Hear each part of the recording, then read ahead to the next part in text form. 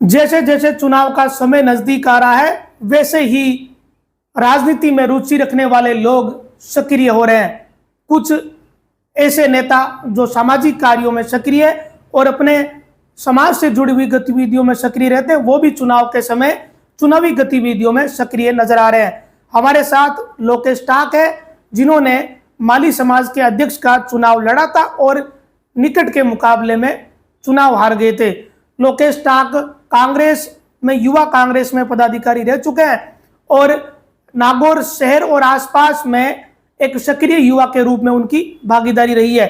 सामाजिक कामों में भी इनकी भागीदारी देखने को मिलती है। लोकेश टाक का भी इस बार विधानसभा चुनाव को लेकर एक मन बना है और इसी के सिलसिले में हम आज इनसे बात करने वाले हैं। तो विधानसभा चुनाव का समय नजदीक आ रहा है, लोग अपने अपने मन बना रहे हैं। आपको लेकर भी सोशल मीडिया पर कई तरह की पोस्टर चल रही है कि लोकेश टाक चुनाव लड़ सकते हैं, तो क्या वाकई में ऐसा मन है क्या? क्यों नहीं लड़ सकते चुनाव? चुनाव लड़ना चाहिए। चुनाव एक परंपरा है, चुनाव लड़ना ही चाहिए। देश के एक संविधान में है चुनाव लड़ना। तो युवा वर्ग चाहता है। मेरे पास युवा वर्ग के शहर से भी लोगों के, अन्य समाज, मेरे माली समाज के अलावा अन्य समाज के युवाओं के और लोगों के फोन आ रहे हैं कि आप चुनाव लड़ो, हम आपके साथ हैं। अच्छा, एक नागौर में या किसी भी सीट की बात करें तो मोटे तौर पर यही परंपरा रहती है कि जो जाति या जो समाज बाहुल्य होता है उसी के नेता चुनाव लड़ते हैं। तो आपके समाज की क्या स्थिति मानते हो नागौर सीट पर? हमारा समाज आज भी 25,000 के लगभग है। तो हमारे समाज को क्यों टिकट नहीं दिया जाता है? पूरे नागौर जिले में कहीं से टिकट नहीं देते हैं दोनों पार्टियां, चाहे बीजेपी हो चाहे कांग्रेस हो। जिले में क्या स्थिति है माली समाज की? कितना वोट बैंक है? लगभग 2 लाख के लगभग करीबन वोट है पूरे जिले में। और सबसे अधिक वोट बैंक शायद नागौर में ही है। हाँ, नागौर में सबसे ज्यादा 24 से 25,000 के लगभग हमारी संख्या है। और इसके अलावा नागौर सीट के अलावा परबतसर में अच्छी खासी संख्या है। क्यों सर, मैं कहाँ पर है? परबतसर और डीडवाना में अच्छे खासे वोट? हाँ, अच्छे खासे वोट है। तो वहाँ भी कभी किसी ने टिकट की कभी मांग करते हैं, अभी बकराना से भी कर रहे हैं, डीडवाना से भी कर रहे हैं, पर कभी आज तक पार्टियों ने कभी टिकट नहीं दिया।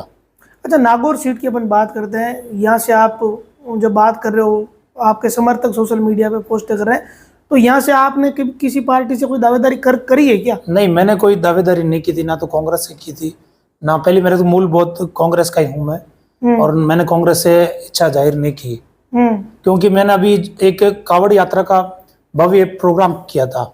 उसमें 15 से 20,000 लोगों की संख्या थी। उसमें मैंने कांग्रेसियों, मतलब जो हमारे जो कांग्रेसी नेताओं को सबको इनवाइट किया था, तो उसमें कोई भी नजर नहीं आया।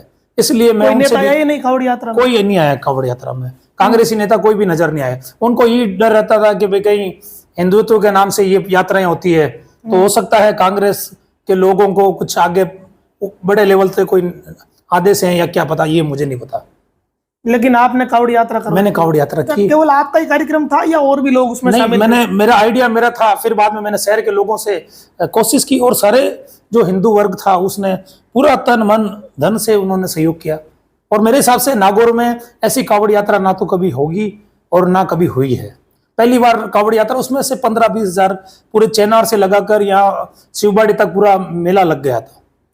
लोकेश टाक की चर्चा उस दौरान हुई थी जब इन्होंने अपने समाज का चुनाव लड़ा था, माली समाज 3 नियात का, और कृपाराम देवड़ा के सामने ये चुनाव लड़े थे, जो पहले भी अध्यक्ष रह चुके हैं, और बड़े निकट के मुकाबले में ये चुनाव हार गए थे। और एक अच्छा खासा चुनाव ये माली समाज वाला हुआ था। इसी के बाद लोगों के जहन में एक नाम, कहते हैं कि जगह बनी कि लोकेश टाक भी कोई एक युवा है जो चुनाव लड़ने की आगे तैयारी कर सकते हैं या फिर अपने समाज में वो सक्रिय है। तो आप समाज के चुनाव में हार गए थे, तो समाज आपको अब क्यों अपनाएगा? क्या कारण मानते हैं? समाज का चुनाव मैंने, हमारे भाई साहब जो अभी चुनाव जीते थे अध्यक्ष जी, वो भी हमें उनको कोई ऐसा नहीं है कि हम उनकी बुराई करते हैं।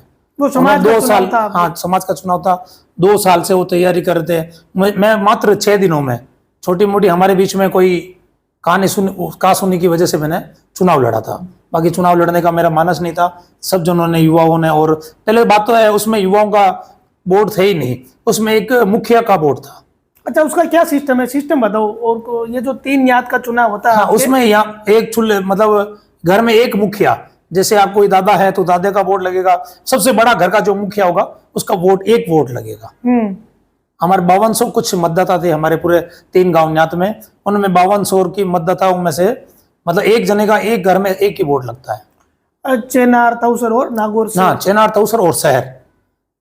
उसमें चेनार में जैसे अलग रोड है, सालवा गांव आ जाते हैं, और इधर यहाँ चेनार 3 बूथ बना के रखे हैं कि भाई नागौर और चेनार में सालवा और रोड, और ये इधर अपना तौसर। क्या स्थिति रही थी आपकी, कितने वोट मिले थे और कितने से हारे आप? मैं 119 वोट से हारा था उस समय चुनाव, और मात्र 6 दिनों में मैंने चुनाव लड़ा था। वो भी उसमें युवाओं का तो लगभग 10% वोट थे उसमें।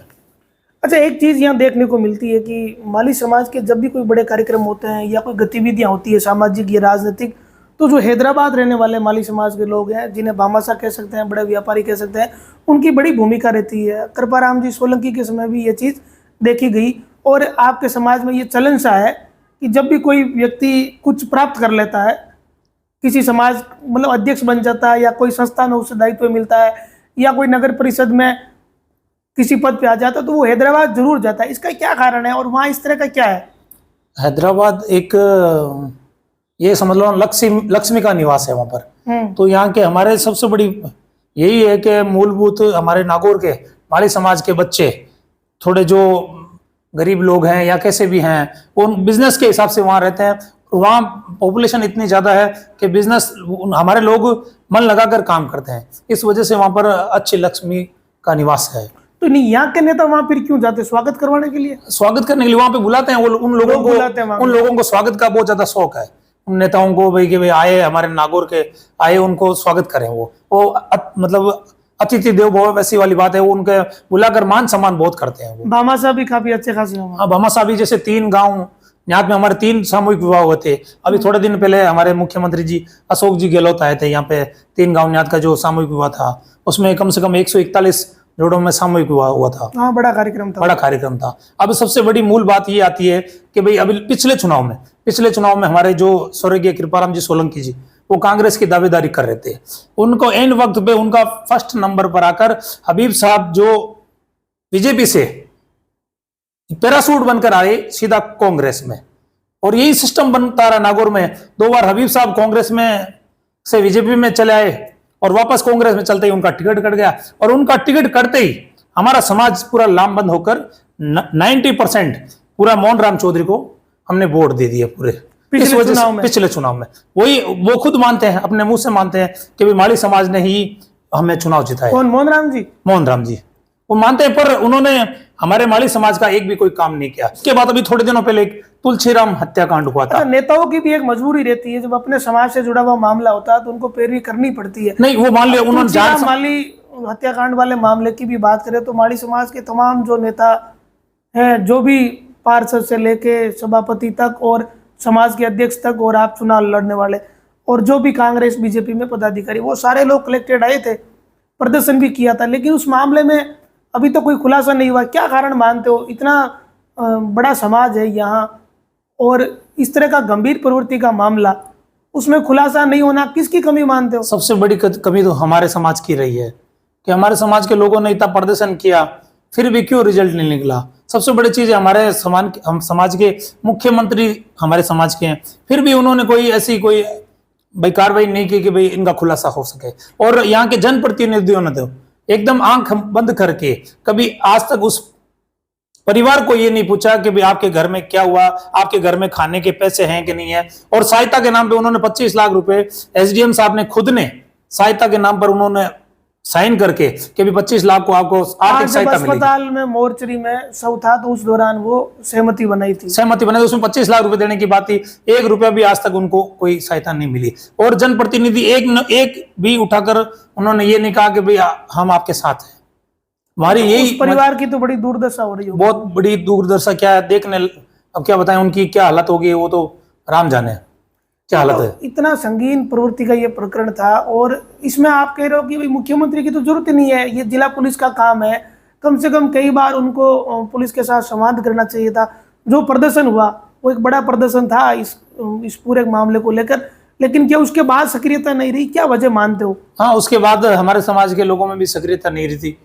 वापस उन्होंने भाई हर बार जाते हैं उनको तो वो यही कहते हैं कि भाई वो जो दो एक नार्को टेस्ट और एक करवाने के लिए बोला था कि भाई आगे से अहमदाबाद से अभी हुआ नहीं है, ये टाइम बड़ी लगेगा। पेचीदी प्रक्रिया है, पेचीदी नार्को प्रक्रिया टेस्ट वगैरह। तो बस उस पेचीदी प्रक्रिया के चक्कर में ही हमारा ये खुलासा नहीं हो चुका।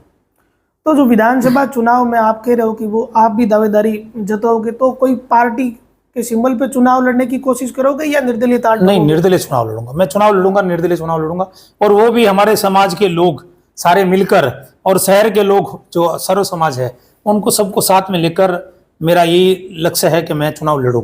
तो अभी समाज के लोगों से बातचीत करिए? हाँ, समाज के लोग सब तैयार हैं। जो पदाधिकारी हैं वो बीजेपी कांग्रेस में वो घूमेंगे, बाकी कोई है फिर जो वो तो हमें- क्यों कहेंगे आपको चुनाव लड़ने को, अगर वो अपनी पार्टी को ही मजबूत करेंगे? नहीं, वो मजबूत नहीं बनाएंगे, वो खाली घूमेंगे।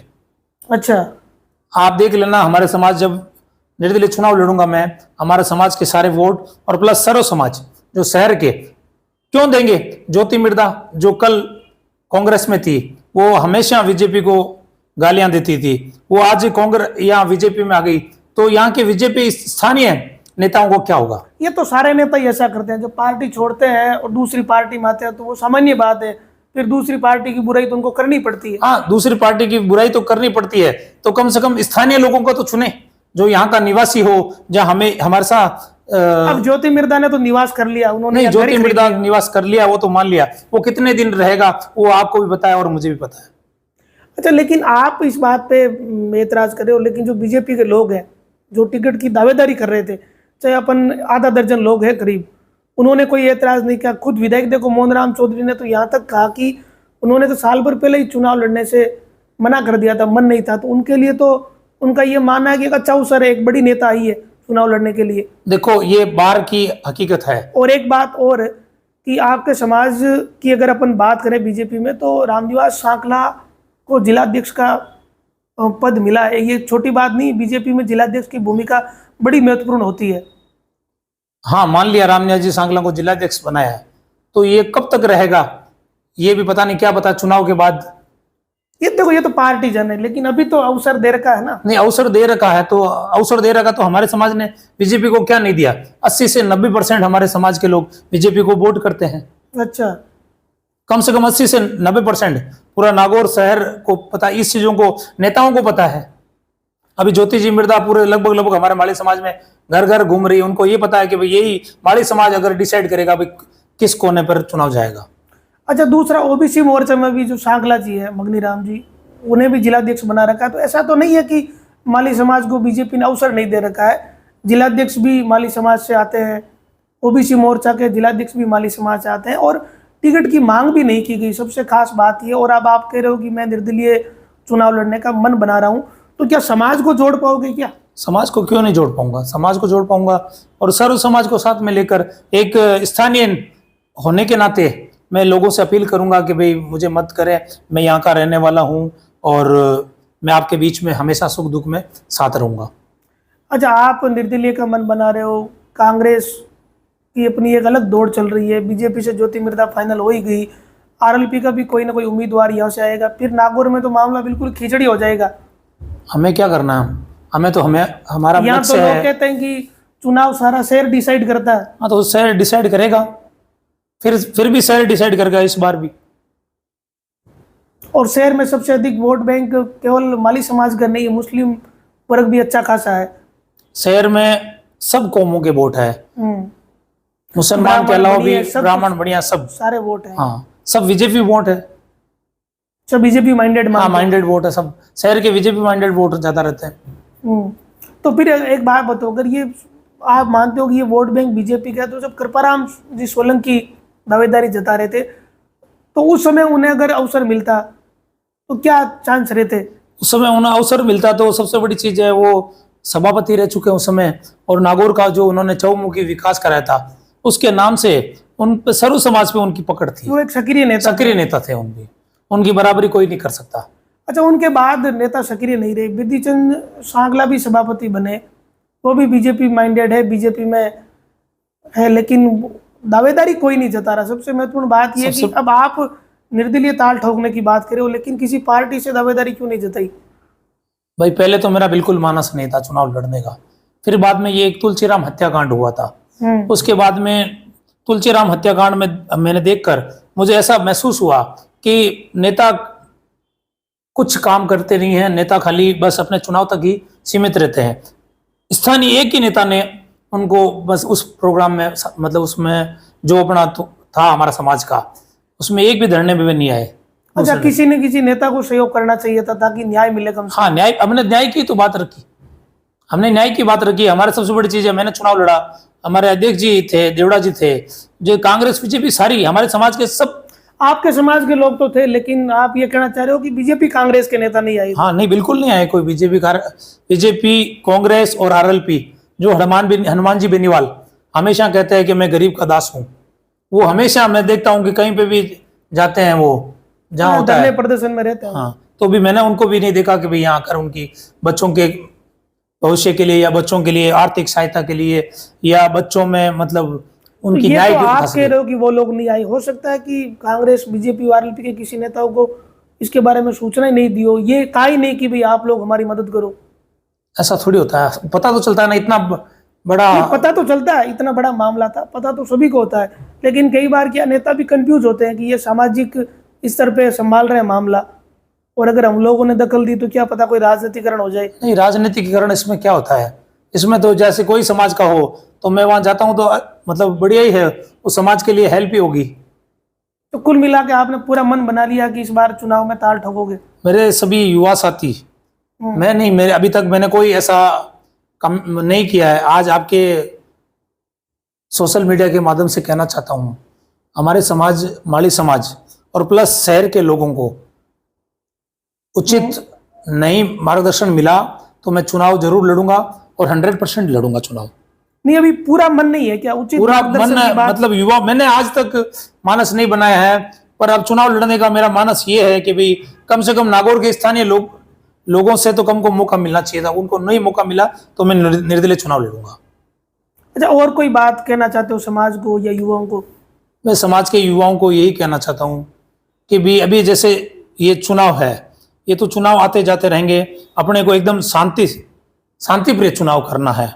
चुनाव में आज आए कल चले गए, इसमें कोई दंगा नहीं हो। सबसे बड़ी चीज है, कोई बीजेपी हो चाहे कांग्रेस हो चाहे मैं निर्दलीय से चुनाव लड़ूं, मेरे भी जो समर्थक हैं उनसे भी यही कहूंगा कि भाई किसी के साथ कोई शांति से चुनाव होने दें।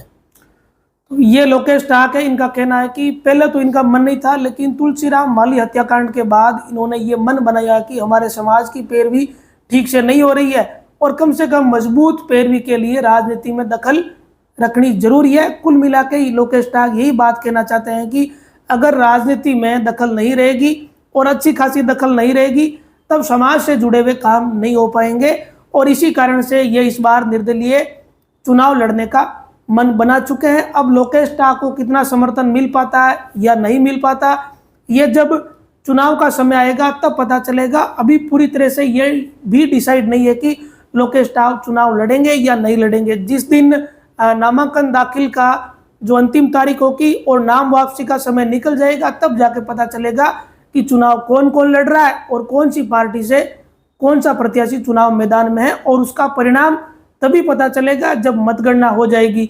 सभी नेता अपनी अपनी बात कहते हैं और सबका यही कहना होता है कि वो चुनाव निकाल लेंगे, वो चुनाव जीत लेंगे, और सब अपने अपने मैनिफेस्टो या अपनी अपनी बात या अपने अपने मुद्दे जनता के सामने रखते हैं। इसी तरीके से लोकेश टाक ने भी माली समाज से जुड़ी हुई बात कहा कि हमें प्रतिनिधित्व नागौर जिले में नहीं मिल रहा है। हमारे यहाँ करीब 25,000 वोट का आंकलन इन्होंने किया कि इस तरह के वोट हैं। माली समाज का वोट बैंक नागौर में है, और यहाँ सभापति की बात करें तो माली समाज से सभापति नागौर में बनते आए हैं, और अब लोकेश टाक ने ये मन बनाया कि वो इस बार चुनाव लड़ेंगे। परिणाम क्या रहेगा ये आने वाला समय बताएगा।